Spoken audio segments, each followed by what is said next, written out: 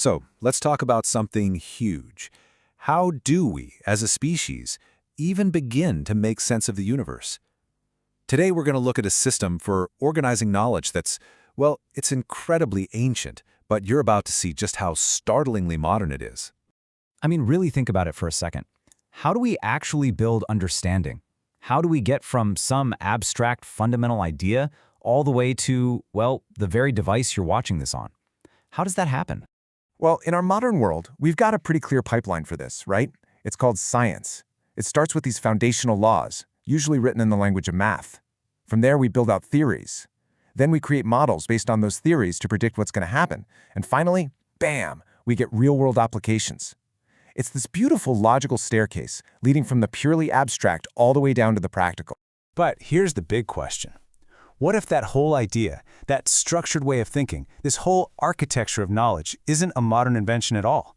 What if thousands of years ago, an ancient civilization built a strikingly similar system to make sense of everything, from the deepest source of reality to how you should live your daily life? All right, let's get into it. Here's what we're going to cover. First, we'll bust some common myths. Then, we'll lay out the modern scientific pyramid of knowledge to use as our guide. After that, we'll map out the ancient architecture of Dharma itself. Then, we'll look at some mind-blowing parallels in modern physics, and finally, we'll ask, what does this ancient map mean for us, right here, right now? Okay, first things first, we have to clear the air. When you hear the word Sanātana Dharma, which a lot of people just call Hinduism, what's the first thing that comes to mind? For most, it's religion in the way we usually think about it. Yeah, the usual picture is, a bunch of amazing stories, really elaborate rituals, a whole lot of gods and goddesses, and a system based on belief. And look, those things are absolutely part of it. But stopping there, that's like trying to understand a massive skyscraper by just looking at the color of the paint on the outside. You're missing the entire steel framework, the foundation, the engineering, the very thing that holds it all up. So this is the critical shift in perspective we're making today. We're going to try and look past the idea of a belief system, something based on faith and dogma, and instead view it as a knowledge system, one built on first principles, on clear methods, on applications, and on epistemology, the science of how we know what we know. Now, to really get a grip on that ancient structure, it helps to first lay out the one we all know best. Let's talk about the pyramid of modern science. You see, science isn't just a big pile of facts. It's built in layers, and each layer absolutely depends on the one right below it. At the very bottom, the bedrock, you've got mathematics. It's the language of reality. On top of that, you build physics, the rules of the game for forces and particles. From physics, chemistry emerges, how all that stuff sticks together. On top of chemistry, you get the magic of biology, life itself. And right at the peak, that's where we get to play, engineering and technology, the application of all of it. And here's the key. This order isn't random. It has to be this way. It's a total logical dependency. You're not going to engineer a rocket if you don't understand physics, right? And you're not going to do physics without math. It's impossible. Each layer literally grows out of the one just below it. Okay, so keep that pyramid, that beautiful logical structure in your mind, because now we're going to map the architecture of Sanātana Dharma right alongside it. And I think you're going to be pretty surprised at how familiar its layered logic looks. So at the very foundation of this system, the part that's like our fundamental laws of nature, is something called Shruti. It literally means that which is heard. Now these texts are considered aparusheya, which is a fascinating idea.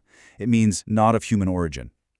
The concept here isn't that someone sat down and wrote a book, it's that these are timeless fundamental truths about reality, kind of like E equals MC squared or the laws of thermodynamics, that were perceived or heard by ancient sages called rishis in incredibly deep states of awareness.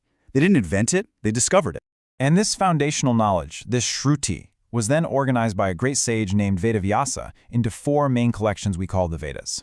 You've got the Rig Veda, which is all about the fundamental nature of reality, the Yajurveda, which gets into the how-to of rituals, the Samaveda, which sets these ideas to melody and chant, and finally, the Atharveda, which is packed with worldly knowledge for daily living, everything from medicine to how to build a society. And what's really wild is that the layers don't stop there. Even inside each of those 4 Vedas, there's another logical progression from the abstract to the applied. You start with the Samhitas, which are the core hymns themselves. Then you get the Brahmanas, which explain how to use them in practice. After that, the Aranyakas dive into their deeper, more contemplative meaning. And at the very end, you have the Upanishads, which distill it all down to the absolute philosophical core, the ultimate why of everything. So you have this massive database of foundational knowledge in the Vedas. But how do you actually use it correctly? How do you make sure you're not misinterpreting it? Well, that's where the Vedangas come in. The name means the limbs of the Veda, and they are basically the essential toolkit. Think of it like this. In science, you have the scientific method, peer review, statistics, tools to make sure you're doing things right. The Vedangas are that for this system. They cover things like phonetics, grammar, meter, astronomy, all the disciplines you need to properly understand and apply the core knowledge. Okay, so this is where it all comes together. Let's look at the whole architecture. At the bottom, you have Shruti, the Vedas and Upanishads, which are like the foundational axioms, the basic laws. Then you have the Vedangas, which are the tools and methods to work with those laws.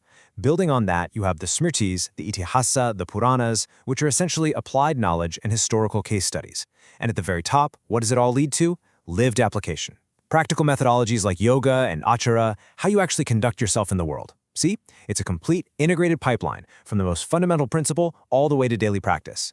So we've established this incredible structural parallel. But believe it or not, the connections can get even more specific. And this is where things get, well, a little bit mind-bending. Let's dive into a really fascinating echo coming out of modern theoretical physics. Now, this is a pretty bold statement, and it's coming from a quantum physicist, Dr. John Hagelin. And he's not alone. He's part of a group of physicists who are basically saying, hey, if you can look past the ancient language and the cultural wrapping, the underlying structure of reality described in the Vedas looks a lot like what we're finding in physics.